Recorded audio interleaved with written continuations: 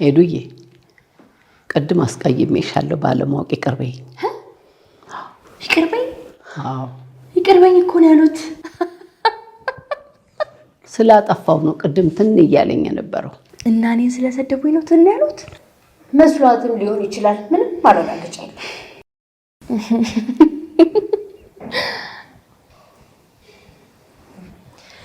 ይቅርታውት ግን ከልቦት አይመስልም።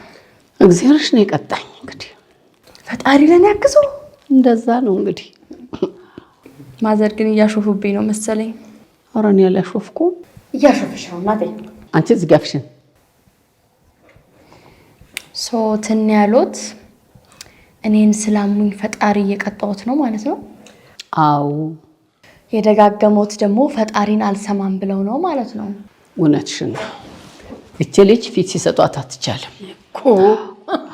ሙልዬ አሁን ወደ ራስሽ ተመለሽ።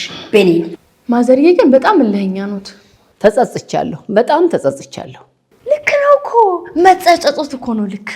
አንቺን አይደለም ክብዬ ስትመክረኝ ስላልሰማው ነው የተጸጸትኩት።